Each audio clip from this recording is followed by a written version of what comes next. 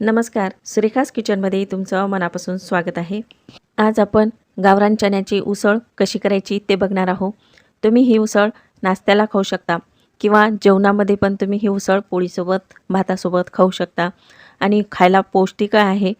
ही उसळ खायला खूप मस्त लागते आणि झटपटही होते आणि ती झटपट कशी करायची ते आज आपण पाहणार आहोत। डायरेक्ट आपल्याला ही कुकरमध्येच करून घ्यायची आहे, तर ती कशी करायची ते बघणार आहोत। माझ्या चॅनलवर तुम्ही नवीन असाल तर माझ्या चॅनलला लाईक, शेअर आणि सबस्क्राईब करायला विसरू नका। चला तर रेसिपीला सुरुवात करूयात। इथं मी 3 वाटी गावरान चणे रात्रभर भिजायला ठेवले होते।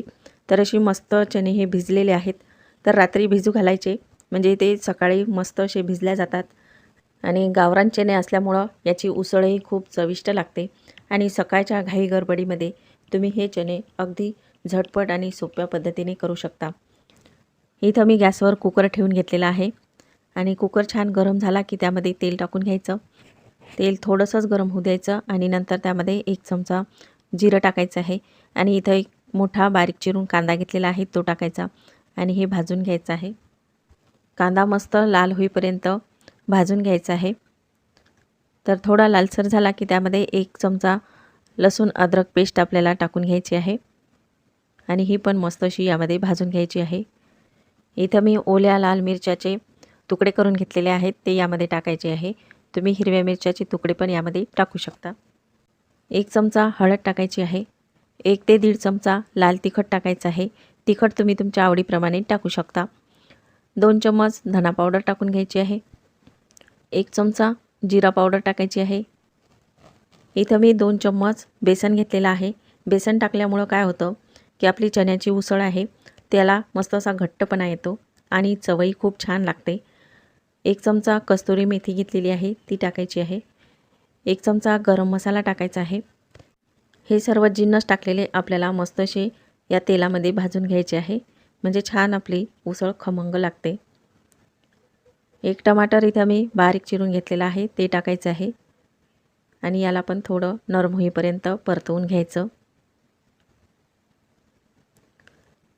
अर्धी वाटी मी इथं शेंगदाण्याचा कूट घेतलेला आहे। तर हा भाजलेल्या शेंगदाण्याचा कूट आहे यामध्ये टाकून मस्त परतवून घ्यायचा। तुम्हाला शेंगदाण्याचा कूट टाकायचा नसेल तर तुम्ही स्किप करू शकता, पण यामुळे आणखीनच आपले चणे छान असे घट्ट होतात। तुम्ही पोळीसोबतसुद्धा खाऊ शकता आणि थोडी कोथिंबीर टाकायची आहे आणि आणखी थोडंसं परतवून घ्यायचं आणि लगेचच आपल्याला यामध्ये पाणी टाकून घ्यायचं आहे। तर मी इथे 1 ते 1.5 ग्लास पाणी टाकलेलं आहे। तर एवढं पाणी पुरेसं आहे। तर आपले चणे 3 वाटी आहेत त्यामुळं 1 ते 1.5 ग्लासच यामध्ये पाणी टाकायचं आणि चवीपुरतं मीठ टाकून घ्यायचं आहे। छान आता चण्याची अशी फोडणी तयार झालेली आहे आणि यामध्ये आपल्याला चणे टाकून घ्यायचे आहेत। तर हे सर्व आपल्याला चणे यामध्ये टाकायचे। चणे टाकून थोडे मिक्स करून घ्यायचे। तर बघू शकता पाणी आपलं जास्तही नाही आणि कमी पण नाही। तर अशा पद्धतीचं यामध्ये पाणी टाकून घ्यायचं आणि झाकण लावून घ्यायचं आहे। 2च आपल्याला शिट्ट्या करून घ्यायच्या आहे। 2 पेक्षा जास्त शिट्ट्या करायच्या नाही, नाहीतर जास्त आपले हे चणे शिजल्या जातील। इथं मी 2 शिट्ट्या काढून घेतलेल्या आहेत आणि आपले चणे पण मस्त शिजले गेलेले आहेत। तर बघू शकता अगदी मस्त नरम झालेले आहेत। तर अगदी अशाच पद्धतीचे हे चणे ठेवायचे, जास्त शिट्ट्या होऊ द्यायच्या नाही। 2 शिट्टीमध्ये हे छान शिजल्या जातात आणि चण्याची उसळ किंवा भाजी त्यामध्ये थोडा रस्सा असला की ती खायला पण खूप मस्त लागते। एकदम कोरडी कोरडी खाल्ल्या जात नाही, त्यामुळे थोडा रस्सा ठेवायचा। रस्सा यामध्ये तुम्हाला पाहिजे नसेल तर तुम्ही थोडं आणखी शिजवून घ्यायचं म्हणजे रस्सा पूर्णपणे आटून जातो आणि चणे मस्त मोकळे होतात। तर असे हे झटपट आपले कुकरमध्ये चणे तयार झालेले आहेत।